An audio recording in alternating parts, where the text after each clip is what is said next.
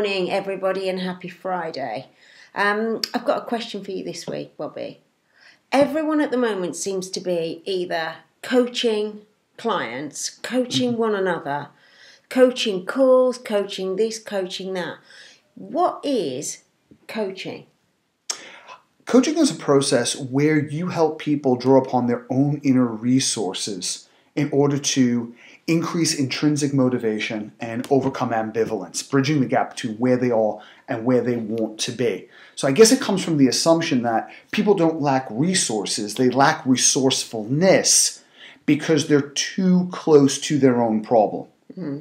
So if you take a look at coaching and teaching, teaching is what you put into someone, coaching is what you draw out of them. Uh-huh. They're both very valuable. It's just a matter of knowing when to do which type of methodology. Right. So as instructors, you see, I always thought that coaching was a purely 100% about the person that you're coaching. Mm-hmm. So you don't necessarily talk and tell them things. You just get them to talk and tell you things.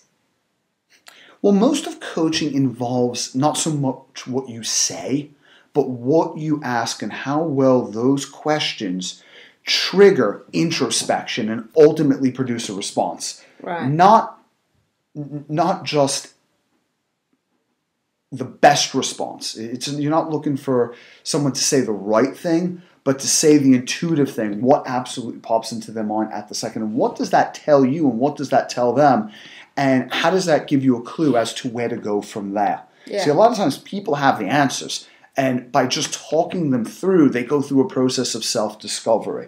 That's what I thought coaching was. Sometimes you're accountable to somebody else who holds you accountable to yourself. Yeah. So, there are elements of teaching in coaching, and there is a point at which the person comes to the end of themselves and they do not have the information they need to execute further, and that's where you step into the role of instructor or teacher. Yeah. But for the most part, people have the answers to their own problems. Yeah, no, that's a really good point. So how would the average group or personal trainer implement coaching? So it's, I almost think it's not fair to just all of a sudden call yourself a coach if you're not coaching a client correctly, just because it's a trendy name. Mm-hmm. We used to be instructors, we're now coaches. What's the best way? How could we change what we do to bring coaching into our job title, job description? That's a very good question. I don't think it's a matter of changing what we do rather than enhancing what we do by understanding what to add and what to subtract. And the first thing we need to do is let go of the internal attachment to the fact that we have all the answers. Yeah. I mean, if you walk into a room of trainers and you're presenting and you ask them, what do we do for a living? Most common answer is, we change lives. No, we don't change other people. That's like saying, well, I'm going to change my spouse, or I'm going to change, my best mate. No, you're not. The only person that you can change is you. Yeah. Now, we can give information, encouragement. We can come from the perspective of my belief is greater than your doubt when someone's in front of you who's not really sure if they can make the change, so we can believe in somebody. We can do all that, but change is an intrinsic game. So what we can do is ask more questions and not be so keen to jump in and give the answer. Yeah, I think we've talked about that. If somebody doesn't have the perfect scientific answer, not having the perfect scientific answer is not the same as being effective or not being effective. Yeah. Let them go through the process of discovery of what it is that they need to do to take accountability for what it is they want in life. Yeah, I think that's a really good point, because we had this at a course at the weekend. Someone asked a question and then another person in the group answered it with, well, I read that this works. And I immediately jumped in and said, we can't offer that level of information. You have to have some evidence behind it that it works, and you have to understand why it works. And I think you've just pinpointed it. We feel the need all the time to give an answer, regardless of whether we know what we're talking about. So, if you come through with me, I've got a bag full of answers for you. We just take them and offer them out willy-nilly. Whereas if we just took a bit more confidence in what we know and didn't feel the need to keep saying and telling people what we know all the time and help them make changes, we facilitate that change by using what we know rather than talking about it.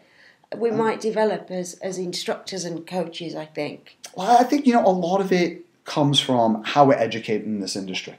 Yes, I agree. We're totally. educated from a perspective of what you say and what you do.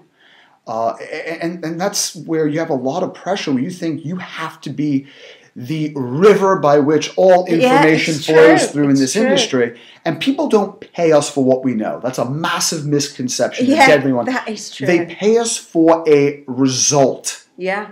And not necessarily a result in terms of goal achievement, but an outcome. So there's objective things like I want to lose a few inches, I want a different size dress, and subjective things that happen intrinsically, changes that occur in the way they think and the way they feel that must precede tangible changes. Yeah. Because in order to do something you've never done before, you must be someone you've never been before. Yeah. And that whole component is removed from the coaching process. So our job is to ask questions, quantify the meaning of those questions, and help people utilize the information they've discovered to set the direction for their own life. So it's ask, quantify, and direct, basically. Oh, yeah. That's brilliant. That might give you a little bit of confidence, actually, in using the term coach and why you're using the term coach. I think if we're going to change the name of what we do, it shouldn't be because we're moving with the times and everyone else is a coach. It should be because we are actually changing the quality or the level of service that we're offering people. Mm-hmm. So when we transition from instructor to coach, it's almost a little bit of a step up, isn't it? And we're fine-tuning our product and have a goal for the result that this product will offer. Yeah, and we don't determine how a result shows up. Yes. That's something that the client determines. How does this result show up? And before we disseminate information, back to your point, is if you take a look at 3 different books on nutrition, all of them have evidence, and we all seem to identify strongly with certain philosophies or school of thought, but a philosophy is in and of itself not synonymous with the result. We have to ask for who, for what goal, and for what context. Yeah. So what phase of change is this individual in to begin with? Because what works at some phases of change will not work for others. Yeah. So there is a time to tell somebody what to do. As a matter of fact, in the later stages of change, they'll not only be more receptive to it, they might demand it from us. Yeah. But at other phases in someone's journey, they're not going to take on that information, likely. They're not going to implement it for a long period of time, and they're not going to be affected by our outcome that we think is right for them. They're only going to be affected by the decisions they come to through personal meditation and quantification of why that's important in their lives. Brilliant. I love that. That was great. Thank you very much. Oh, you're welcome very much. See you next week. See you next week, Jane.